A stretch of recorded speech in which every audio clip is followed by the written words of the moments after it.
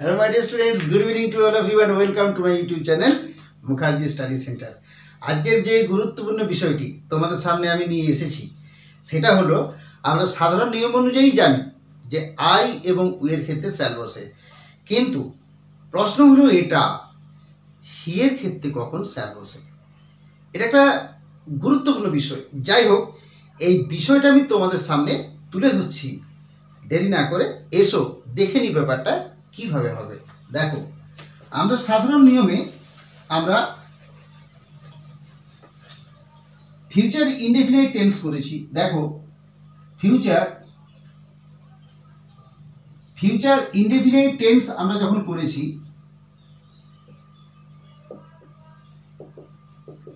Future indefinite টেন্সে আমরা কি পেয়েছি বলো? শ্যাল এবং উইল। এই শ্যাল এবং উইলের ব্যবহারটা আমরা শিখে গেছি। আমরা কোথায় শিখেছি? ফিউচার ইনডেফিনাইট টেন্স, অর্থাৎ সাধারণ ভবিষ্যৎকালে। তাহলে এই শ্যাল এবং উইলের ব্যবহার আমরা জানি যে আই এবং উই এদের ক্ষেত্রে সাধারণ নিয়ম অনুযায়ী শ্যাল বসে। তাহলে প্রশ্ন হলো এটা যে আমি যখন বাক্যের মধ্যে একটা হিকে প্রয়োগ করছি, তো হি এর ক্ষেত্রে আমাদের সাধারণ নিয়ম অনুযায়ী হি এর ক্ষেত্রে উইল বসে। তাহলে হি এর ক্ষেত্রে স্যাল কখন বসবে, এটা হয়ে গেল আমাদের প্রশ্ন। তাহলে আমি দেখাচ্ছি তোমাদেরকে। দেখো যে হি এর ক্ষেত্রে স্যাল কখন বসে, দেখে নাও। আমাদের বাংলা যে ক্রিয়া বিভক্তিগুলো আছে, সে বাংলা ক্রিয়া বিভক্তির অর্থের উপর ডিপেন্ড করে তথা নির্ভর করে কিন্তু হি এর পর স্যাল বসে। যেমন ধরো, আমি বললাম সে যাবে, তাহলে আমি যদি এই বাক্যটাকে ইংরেজিতে ট্রান্সলেট করি, তো সে যাবে অর্থাৎ যাবের মধ্যে কিন্তু একটা ঘটনা কি আছে বলতো? যাবে যখন কথাটা বলা হয়, তখন সেই কথার মধ্যে ভবিষ্যৎকালকে সুনিশ্চিত করা হয়। কিন্তু এই যাবে যে ক্রিয়াপদটা, এই ক্রিয়াপদের মাধ্যমে কিন্তু কোনো সুনিশ্চিতভাবে বোঝা যায় না যে সে যাবেই ভবিষ্যতে সে যাবে না, এটা কোনো নিশ্চিতভাবে বলা যায় না। সে যেতেও পারে, না যেতেও পারে। কিন্তু এই যাবে ক্রিয়াপদটাকে যখন আমি এইভাবে বলবো যে সে যাবেই, তাহলে কি হলো? এখানে সাধারণে আমি বলেছি যাবে, অর্থাৎ যেতেও পারে আবার না যেতেও পারে। কিন্তু যখন আমি বললাম সে যাবেই, অর্থাৎ রস্যই যোগ করলাম, অর্থাৎ এই ক্রিয়াপদ, এই যে ভার্ব বা ক্রিয়াপদকে আমি কি করলাম না, ভার্ব বা ক্রিয়াপদের উপর আমি কি করলাম? অতিরিক্তভাবে চাপ দিলাম। কি করলাম? অতিরিক্তভাবে জোর দিলাম। তাহলে যখন সাধারণভাবে বলা হয় যাবে, কিন্তু যখন আমি রস্যই যোগ করলাম, তখন কি হয়ে গেল? এই ক্রিয়াপদের উপর অধিক জোর দিয়ে বললাম সে যাবে, আবার দ্বিতীয়বার বললাম সে যাবেই, অর্থাৎ তার যাওয়ার উপর পুরোপুরি একটা সম্পূর্ণ জোর প্রকাশ পেল যে সে অবশ্যই যাবে। তো এই যে ক্ষেত্র, এই যে যাবেই অর্থ, এই যে রস্যই যোগ হলো যখন ক্রিয়াপদের সঙ্গে, সেই ক্ষেত্রে আমরা কি করব না, সেই ক্ষেত্রে আমরা করব হি স্যাল। তোমরা নিশ্চয়ই বুঝতে পারলে। কিন্তু হি স্যাল কখন হবে না? যাবেই অর্থাৎ ক্রিয়াপদের সঙ্গে যখন রস্যই যোগ হবে।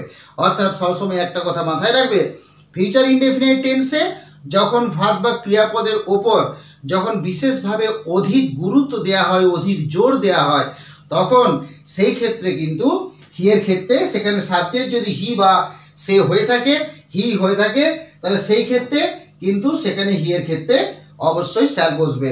কিন্তু যখন বলবে সে যাবে, তাহলে এই ক্ষেত্রে কিন্তু এই যাবে এটার মধ্যে কিন্তু ক্রিয়াপদের উপর অধিক জোর প্রকাশ পাচ্ছে না বা বিশেষ গুরুত্ব প্রকাশ পাচ্ছে না। সে যেতেও পারে, না যেতেও পারে। সুতরাং সেই ক্ষেত্রে আমরা কি করব না, হি উইল করব। তাহলে হি উইল কি করব? যাওয়া অর্থ, তাহলে হি উইল গো হয়ে গেল, প্রেজেন্ট ফর্ম হয়ে গেল।